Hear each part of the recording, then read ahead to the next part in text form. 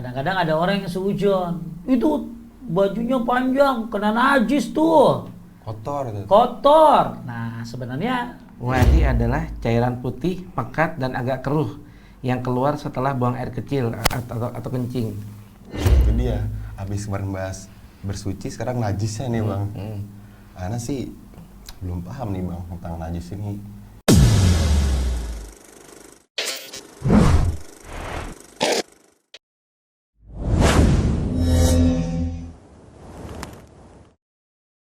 Bismillahirrahmanirrahim. Assalamualaikum warahmatullahi wabarakatuh. Alhamdulillah. Allahumma sholli wa sallim ala nabiyya Muhammad. Kembali lagi di acara Zayan Talk, Learn Talk NCR bersama saya Arga dan Hendra. ya, Apa kabar Zayaners? Apa kabar penuntut ilmu? Masya Allah. Masya Allah. Apa kabar bro Arga? Alhamdulillah baik. Alhamdulillah Baik. Bang, di episode kali ini nih kita mau bahas lanjutan yang kemarin nih Bang. Oh iya, kemarin kita bahas Toharo ya? Toharo di kitab Ekskopi Masya Sholat Allah, nih. baik. Nah ini di bab kedua nih kita mau bahas tentang najis nih Bang. Nah, najis ya? Oh iya. Tentang najis. Kira-kira apa nih yang antum tahu tentang najis? Nah itu dia. Habis kemarin bahas bersuci, sekarang najisnya nih Bang. Ana sih belum paham nih Bang tentang najis ini. Jenis-jenisnya ya kan, terus cara menyucikannya ya kan. Tuh kira-kira kaki antum udah bersih belum dari najis dulu? Tahu deh ya. Kita udah bersih belum? Kita nggak tahu deh ciri-ciri najis tuh ya. Kayak makanya. gimana. Mending kita nanya aja sama guru kita Ya ya. betul, kebetulan Sama kita Coach Hendra ditemenin ya. juga sama Ustadz nih. Kita Oh, gangguin iya. yuk. Oke, padahal. Tat, Assalamualaikum. Waalaikumsalam. Gimana Tat, kabarnya Tat? Alhamdulillah khair. Antum baik semua? Alhamdulillah. Tip, kita mau bahas tentang najis ya. Najis Tat. Nah, kemarin kita udah bahas toharo, ada toharo badan, ada toharo batin. Toharo batin bersihkan batin kita dari kesyirikan, dari kemaksiatan. Kalau toharo badan ya wudu, tayamum, mandi ya. Baik, sekarang kita masuk di bab 2. Bab 2 tentang macam-macam najis dan kewajiban mensucikannya. Coba antum baca. Najis itu apa sih? Najis itu adalah kotoran yang harus dibersihkan dan dicuci pada bagian yang terkena olehnya. Oke, ya. Di sini ada firman Allah, wa thiyabaka fatahhir, dan pakaianmu bersihkanlah. Ya, kita mau sholat harus bersih. Ya, jangan sampai ketika sholat badan kita, baju kita, celana kita yang kita pakai untuk sholat ternyata ada najis. Makanya kalau sholat ada najis ya nggak sah dong. Ya, baik. Apa aja najis itu? Kan kita sering dengar ya, najis ya, malah ada orang suka ngomong najis dengan salah kaprah ya. Najis lu gitu. Salah itu berarti. bahasanya ya. Najis itu kan berarti kalau ada orang ngomong najis lu, berarti lu harus dibersihin gitu ya. Harus dibersihin, harus dibuang kali ya. Pas toharoh tuh berarti orang. Baik. Nah, apa aja sih najis itu? Ya, coba Arga lihat yang pertama, air kencing dan kotoran Manusia. Ingat ya, kotoran manusia, air kencing manusia itu najis. Nah, kita lihat nih, gimana sih kalau kita kena kotoran manusia, kita kena kencing manusia, kan itu najis tuh. Iya. Nah, cara bersihinnya gimana? Yang pertama, lanjut, nomor 1, Arga. Menyucikan bekas kencing anak laki-laki dan perempuan. Nah, kalau anak laki-laki dan perempuan yang belum minum, yang belum makan makanan, masih minum susu, itu kalau dia laki, ya maka kalau ngencingin kita, itu cukup diperciki. Tapi kalau perempuan dicuci, nah, itu udah dibedain tuh ya, laki sama perempuan sudah dibedakan tuh. Beda Bahwa ya beda. Jadi kalau Zayanus punya anak masih kecil, masih minum susu, belum belum makan apa-apa ya, masih susu, kemudian dia kencing tapi laki-laki, maka cukup diperciki aja. Oke. Tapi kalau perempuan harus dicuci. Cuci. Itu yang pertama. Jadi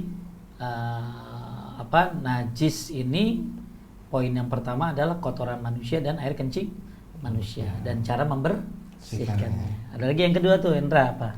Yang kedua, menyucikan bagian bawah sandal dengan mengusapkannya ke tanah. Jadi gini, kalau kita kena kotoran, ya ada hadis di sini yang diriwayatkan oleh Abu Daud dalam kitab Thaharah. Kalau kita kena kotoran, kayak misalnya antum pakai sendal, pakai sepatu, terus kena kotoran manusia, maka ya boleh dicuci atau diusap-usap ke mana? Ke tanah. Di apa sih? Gesek-gesek.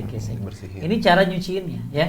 Dan ya kadang-kadang ya ada orang yang mungkin BAB sembarangan, ya. Terus kita kena, nah itu kena najis kan berarti. Itu digesek-gesek aja sepatunya, sandalnya ke tanah. Kalau ada air ya antum cuci boleh. Ya. Yang ketiga, nah ini apa tuh? Enggak. Yang ketiga, menyucikan ujung pakaian wanita. Nah ini penting nih. Berarti untuk akhwat. Ya nih, Zainus semuanya buat perempuan itu yang bagus bajunya tuh panjang sampai menyentuh tanah. Nah kadang-kadang ada orang yang seujon, itu bajunya panjang, kena najis tuh. Kotor. Nah sebenarnya siapa yang berbaju panjang, ya, yang sampai menyentuh tanah, kemudian dia kena najis, maka tanah berikutnya yang akan mensucikan. Masya Allah. Ya, kalau laki-laki kan celananya bagus di atas mata kaki. Kalau perempuan sebaliknya, bagusnya tuh sampai ke bawah, sampai ke tanah. Nah ini makanya Rasulullah Shallallahu Alaihi Wasallam bersabda, "Yutahiruhu ma ba'dah." Ia disucikan oleh tanah berikutnya. Ya, jadi jangan seujuan lagi sama orang yang bajunya panjang, yang perempuan. Ya, jadi kalau dia bajunya panjang kena najis, maka akan disucikan oleh tanah yang dia lalui, tanah berikutnya. Ya. Kemudian yang keempat, menyucikan lantai dan karpet. Jadi kalau ini kita masih bicara kotoran manusia ya, kencing sama BAB-nya nih. Jadi kalau misalnya anak kencing di karpet, ya tinggal dikeringin, dijemur, selesai. Atau dibersihkan dulu pakai air, selesai disiram. Yang kena BAB juga sama, ya tinggal dibuang BAB-nya, ya tinggal dibersihkan. Simple ya. Lanjut apa lagi, Indra? Yang bagian betet. Nah, kalau tadi berarti kita bahas kotoran manusia. Jadi akibat Zainal semuanya kita lagi bahas najis-najis. Nah, najis poin A adalah kotoran manusia, diantaranya BAB dan air kencing. Ya, buat tadi ya, ingat ya, siapa tadi, anak kecil yang laki-laki belum minum susu, belum minum makanan, belum makan makanan, baru minum susu, cukup diapain tadi? Dipercikan aja. Ya, ente udah punya anak belum? Belum, Tat. Doain, insya Allah. Kawin aja belum. Itu dulu berarti. Ya. Nah, kalau yang perempuan dicuci, kemudian kalau sendal kena kotoran manusia digosok-gosok ke tanah, ya. Kalau baju perempuan yang panjang kena kotoran manusia, maka tanah yang akan mensucikan tanah berikutnya. Kemudian kalau karpet kena kotoran manusia, kena air kencing, ya tinggal dibersihkan, ya disiram pakai air. Nah, sekarang darah haid, apa tuh, Indra? Darah haid bisa disucikan dengan cara mengusap dan membasuhnya. Dan berkenaan dengan darah haid yang mengenai pakaian seseorang, Rasulullah SAW bersabda dengan cara menyikat, lalu menguceknya dengan air, kemudian menyiramnya. Dan baru setelah itu boleh mengerjakan sholat dengan mengenakannya. Ya, ingat ya, darah haid itu najis ya, Zainal, ya. Darah haid itu najis. Ya. Dan kalau kena spray, kena kasur, ya harus dibersihkan. Dengan cara apa? Ya, tahuttuhu summa takrusuhu bil ma'i. Menyikatnya lalu menguceknya dengan air. Jadi bukan hanya ini, tapi dikucek ya. Kucek, dibersihkan dengan air. Nah, kemudian kalau masih ada bekasnya, udah kering, masih ada bekasnya, udah dikucek, udah dibersihin, udah disikat, masih ada juga, tapi udah kering, nggak apa-apa, walaupun ada bekasnya. Jadi buat ibu-ibu yang haid, ya hati-hati ya, darah haid itu najis, maka harus dibersihkan, dikucek, ya dicuci, ya cara membersihkannya. Kemudian apa lagi ya? Yang nomor C. Yang C ada jilatan anjing ke dalam bejana. Kalau kita kena anjing ya, kena anjing, anjing tuh najis kan? Di mana? Di air liur. Liurnya, ya air liurnya. Air liurnya anjing itu najis. Nah kalau misalnya ada orang ya, coba baca hadisnya, Sucinya bejana salah seorang di antara kalian jika dijilat oleh seekor anjing adalah dengan mencucinya 7 kali. Dan yang pertama kali dengan menggunakan tanah, sedangkan dalam riwayat lain disebutkan maka hendaklah dia menuangkannya. Ya, jadi kalau kita kena jilatan anjing atau ada bejana yang kena jilatan anjing, ada bejana ya, kemudian ada air, ada anjing minum situ, maka airnya dibuang, terus bejananya dicuci. 7 kali, 1 kali dengan tanah, 6 kali dengan air. Ya, nah ini agama ini udah ngajarin ya. Masya Allah nih. Nomor D, apalagi Indra? Darah yang mengalir, daging babi dan bangkai. Nah, ini berdasarkan surat Al-An'am ayat 145 ya. Jadi darah yang mengalir, ini darah ada beberapa ikhtilaf ulama tentang darah mengalir ini. Ada yang menyebutkan darah mengalir ini maksudnya adalah darah bangkai. Ya, darah bangkai. Ada juga yang menyebutkan ya darah di sini adalah darahnya juga tidak terlalu banyak. Kalau banyak bisa najis, tapi kalau sedikit ya tidak najis selama bukan anjing dan babi. Jadi kalau anjing dan babi ya darahnya najis. Tapi kalau yang lain-lainnya ya misalnya mungkin kambing ya atau ayam, maka lebih bagus kalau kena langsung dibersihkan ya. Jadi poin yang D, Zainus semuanya termasuk najis adalah darah yang mengalir. Darah yang mengalir di sini selain anjing dan yaitu darah anjing dan babi. Itu najis tuh ya. Kemudian darah binatang yang lain juga najis, apalagi sudah jadi bangkai ya, ada yang jadi bangkai. Cuma memang ada perselisihan ulama tentang masalah darah yang mengalir ini. Ada yang boleh nggak najis ya kalau nggak terlalu banyak ya, sedikit maksudnya. Kecuali apa tadi?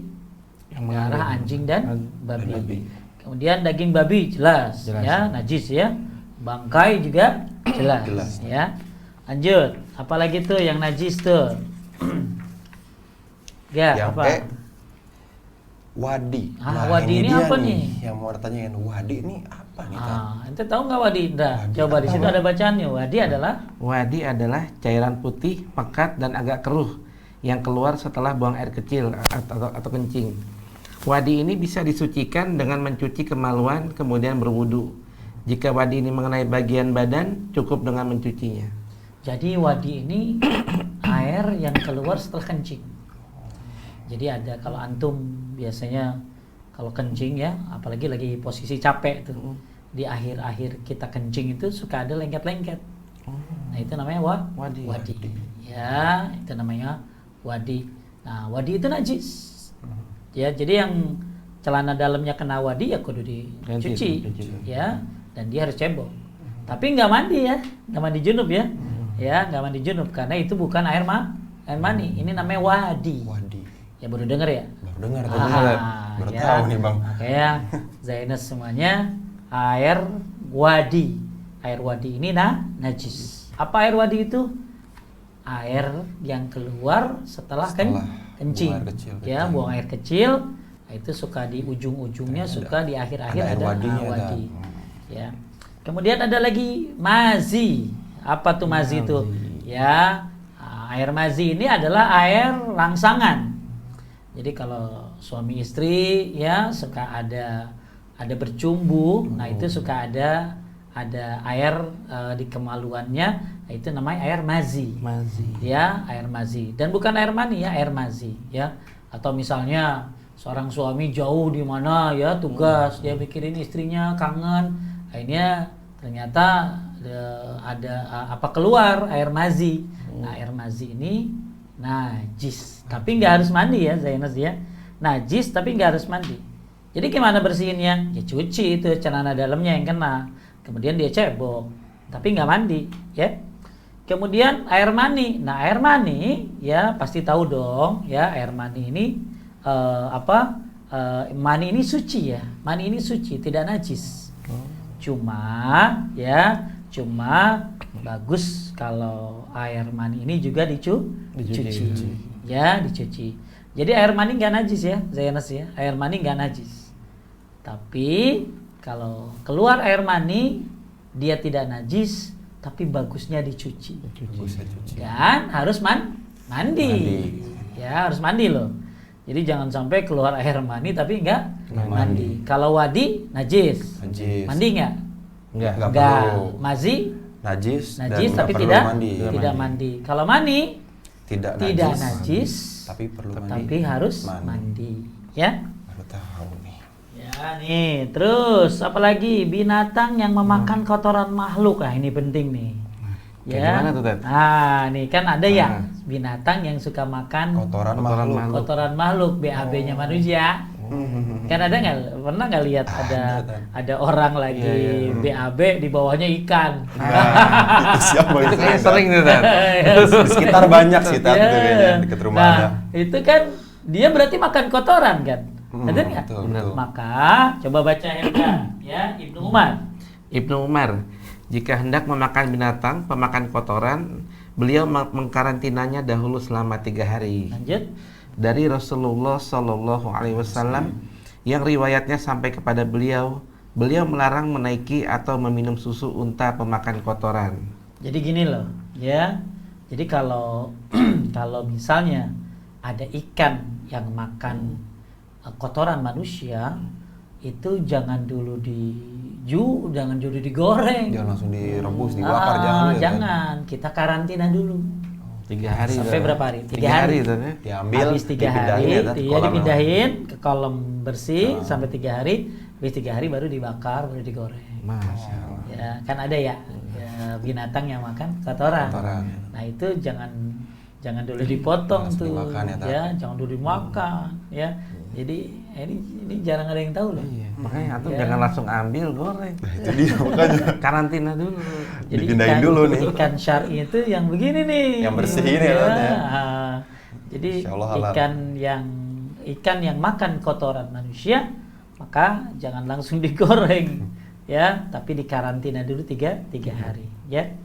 Kemudian tikus, nih yang ini. Tikus kalau jatuh ke minyak atau kemana ya, ke air ya, maka ya dibuanglah tikusnya ya, lalu air yang di sekitarnya diambil.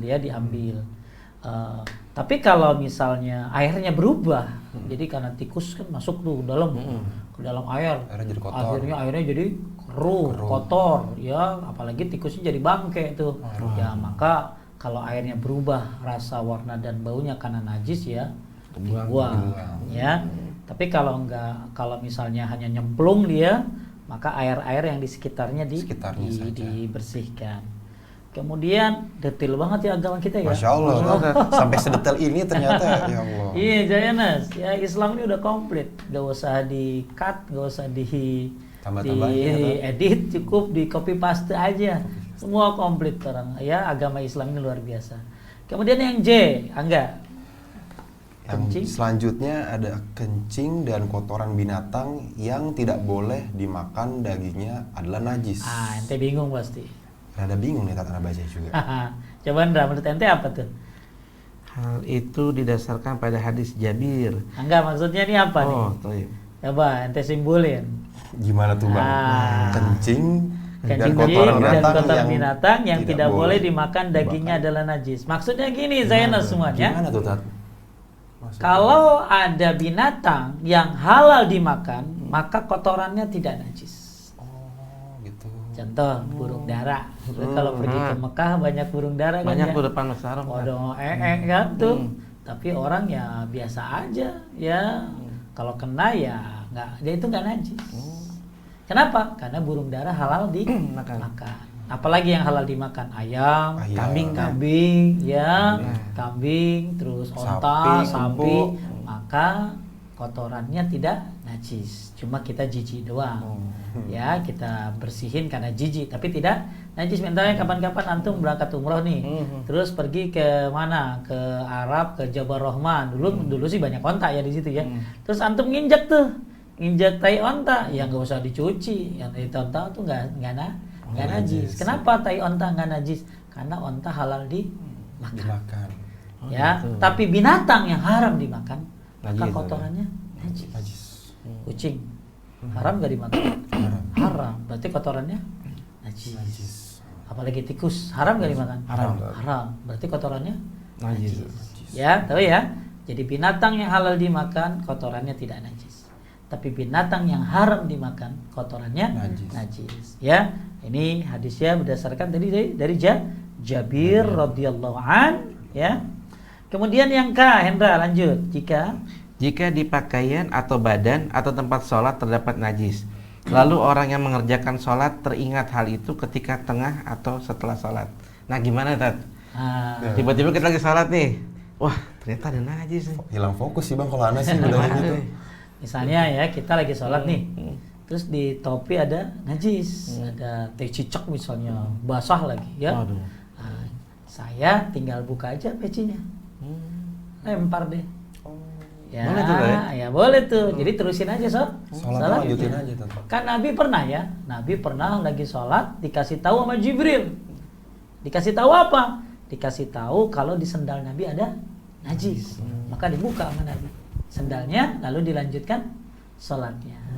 Ya, jadi kalau antum misalnya lagi sholat ya, tiba-tiba sajadah tuh ada najis, antum nggak tahu, ya antum tinggal geser, paham nggak? Antum tinggal geser ya. Antum tinggal mundur. Tapi kalau baju gimana? Misalnya antum kan pakai jaket nih, ya atau saya nih kan pakai baju dua nih.